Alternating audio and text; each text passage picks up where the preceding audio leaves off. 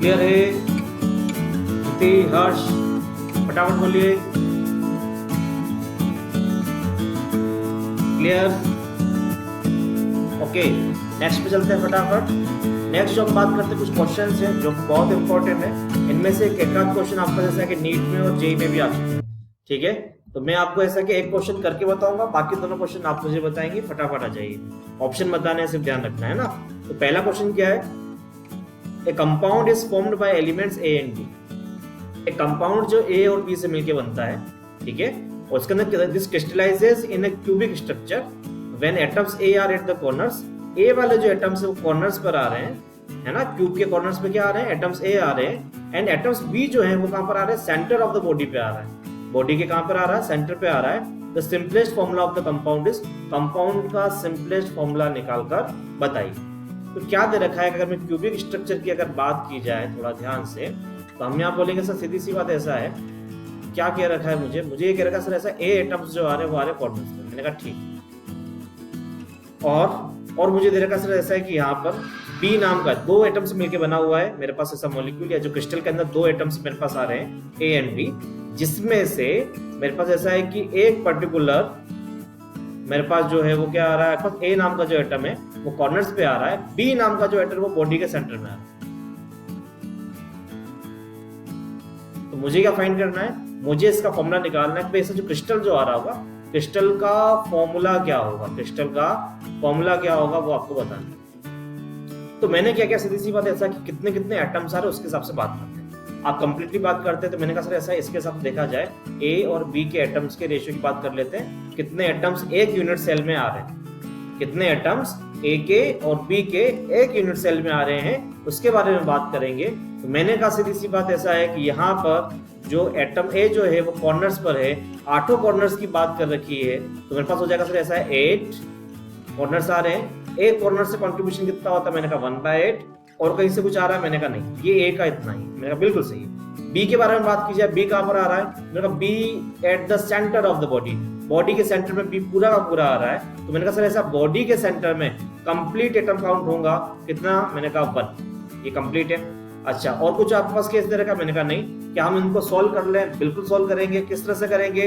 8 से 8 क्या हो जाएगा आपके पास? ये कैंसिल, 1 हो जाएगा। तो यहाँ पर रेशियो आ रहा है एटम्स का, वो आ रहा है 1:1 यूनिट सेल के अंदर। इसका मतलब मेरे पास फॉर्मूला होना चाहिए कितना? ए बी कितना आ रहा? 1, बी के लिए भी कितना? 1। तो यही एटम का रेशियो आपके पास चलेगा। उससे जो मेरे पास फॉर्मूला बनेगा वो कितना बनेगा? A1 B1 कह सकते हैं, जो कि आपके पास ऑप्शन ए राइट है। क्लियर है चीज सभी को? क्लियर है सबको? क्या मैं क्वेश्चन वापस बताऊं?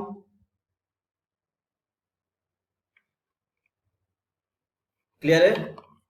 बहुत बढ़िया। तो ठीक है, ऐसा कैसा क्वेश्चन मेरे पास क्वेश्चन नंबर 2 दे रखा है, फटाफट बताइए। मैं इसको समझा देता हूं आपको एक बार, फिर बात करते हैं। क्वेश्चन नंबर 2 में दे रखा compound of gold and copper crystallises in cubic lattice in which gold atoms occupy the lattice point eight the corners. Gold जो आ रहा है वो कॉर्नर पे आ रहा है ना, यहाँ पर गोल्ड जो आ रहा है वो आपके पास आ रहा है कॉर्नर पर, ठीक है। और आपके पास सीधी सी बात है, copper atoms occupy the centre of each of the cube faces. और कॉपर जो मेरे पास आ रहा है वो मेरे पास कहां पे आ रहा है? Centre of each cube faces. तो यहां पर इसको हम लिखेंगे सर ऐसा है कि फेस सेंटर पे, फेस सेंटर मतलब समझते हो, सेंटर ऑफ द फेस पे आपस निकल के आ रहा है कॉपर। तो इसका फॉर्मूला क्या होगा वो आपको बताना है, ठीक है। फटाफट बताइए फॉर्मूला क्या होगा, फटाफट बताइए। कितना आया?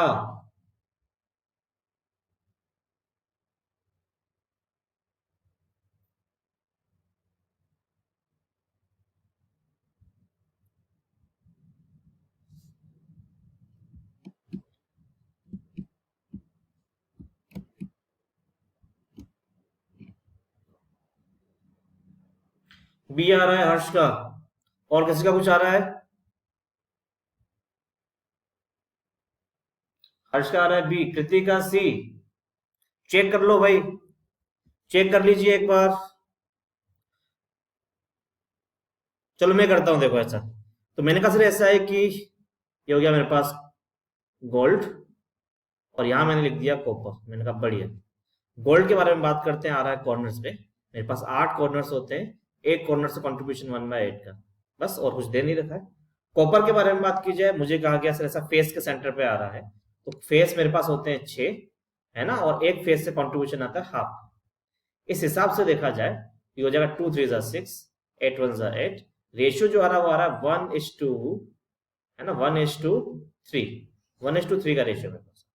मतलब ऐसा है कि गोल्ड 1 कॉपर 3, गोल्ड 1 कॉपर 3, तो मेरे पास ऑप्शन हो जाएगा C, option C is right. क्या सही है? Option C is right. Clear जी सभी को?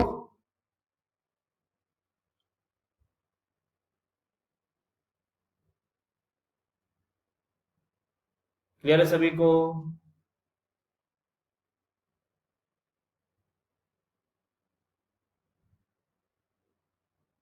ठीक है भाई, नेक्स्ट क्वेश्चन की बात करेंगे। नेक्स्ट क्वेश्चन भी आपके लिए है, नेक्स्ट क्वेश्चन आपके लिए भाई, फटाफट बताइए।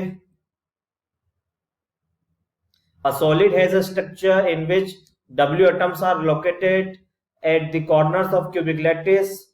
O atoms are at the center of the edges, and sodium atoms are at center of the cube.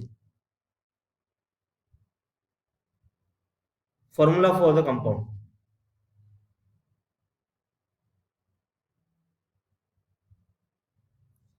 है ना, मैं एजेस के बारे में बात कर लूं फटाफट एक बार, है ना।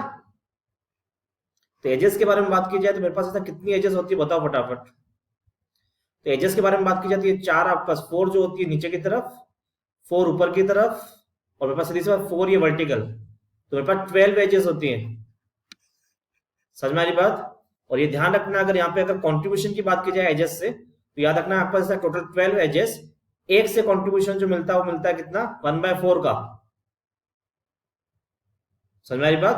क्योंकि ऐसा इसके इधर भी एक और रूम होगा, है ना, तो यहाँ पर अगर आप रखेंगे इस रूम में, इस रूम में, इस रूम में, इस रूम में, 4 रूम में जाएगा आपके पास, तो कंट्रीब्यूशन आपके पास यहाँ पे 3 का, आपका 3 एटम्स आपके पास मिलेंगे अगर देखा जाए तो 12 एजेस से, अगर आपके पास, है ना। मेरे पास समझ में आ रही है जो मैं बोलना चाह रहा हूँ? ये एज का कॉन्सेप्ट कहीं लिख देना, है ना, बढ़िया तरीके से आपके पास ऐसा है बॉक्स में बंद करके। अच्छा, डब्ल्यू किसका सिंबल होता है, किसी को याद है? डब्ल्यू किसका सिंबल होता है?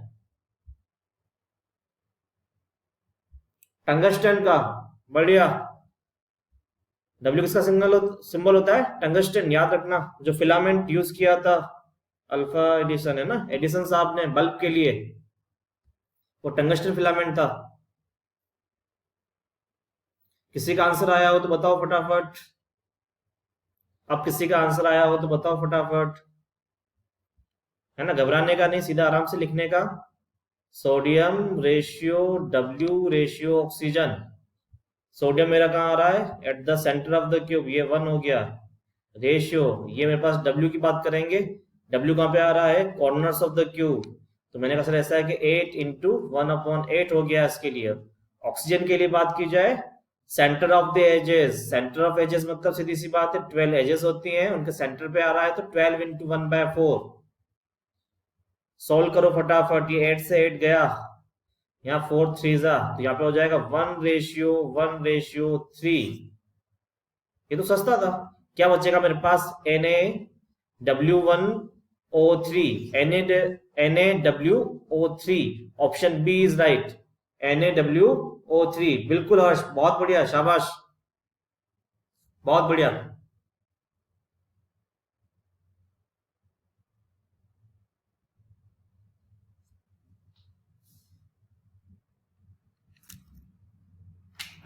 सबको समझ में आया?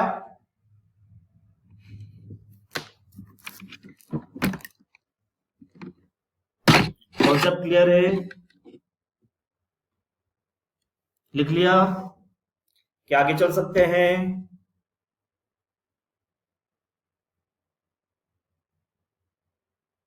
आगे चल सकते हैं क्या? फटाफट बताइए।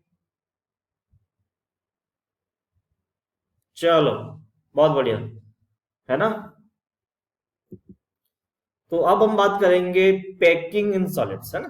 भाई ऐसा सॉलिड के अंदर आपके पास ऐसा पैकिंग किस तरह से हुआ करती है उसके बारे में हम चर्चा करेंगे। तो मेरे पास सीधी सी बात ऐसा है कि हम यहाँ पे बात करेंगे पैकिंग इन सॉलिड्स। ठीक ठीक ठीक ठीक लिख लिया, ओके ओके ओके ओके।